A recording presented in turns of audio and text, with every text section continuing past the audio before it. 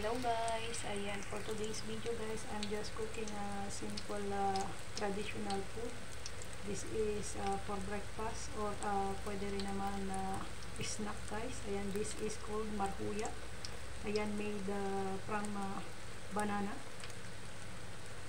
Made from banana, and this is easy way of how removing oil to our frying food.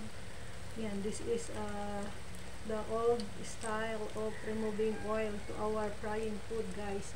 So ayan, ganyan yung mga gawain ng ating mga matatanda. So syempre nakita ko, kaya minana ko pa din. Pasensya na kayo sa tunog, kaya nakabuhay ang data nito guys. So naka-low heat lang ito guys, while nag-video tayo. Naka-low heat dyan.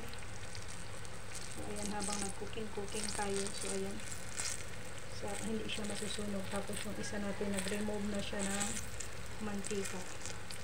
So ayan, kukuhaan lang natin ito ng mga maikling video guys. Shout out sa mga kumakain dyan ng marhuya. So ayan, bawal sa mga may ubo at bawal din sa mga may mga malalangis na pagkain.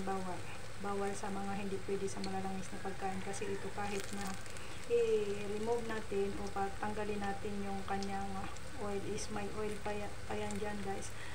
Kahit na ang ginamit naman nating oil dito guys is sunflower oil. Sunflower oil itong ginamit nating cooking oil po sa kanya. Shout out sa ating mga silent viewers, their subscribers, ayan, their members and super chatters. Shout out sa inyong lahat guys. Pasensya na kayo sa tunog-tunog kay notification yan. Ayan, medyo nasusunog-sunog na yung aking kaya pwede na itong balikin.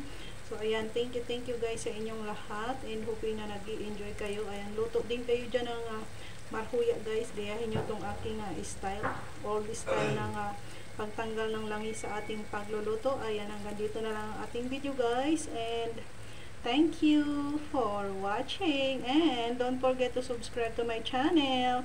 Click the bell button, select all para lagi kang updated sa mga susunod ko pang upload na video. Ayan, napakahina lang po ang apoy niyan guys. So ayan, kahit yan ay ganyan, mahina lang ang apoy niya, kaya antaba yung pagka brown niya ba.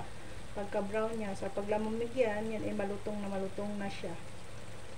Yan o, antaba yung kanyang pag sunog-sunog niya, kasi nasa very low heat tayo ng apoy guys. Very low heat, para yung sunog niya hindi black kundi brown, diba?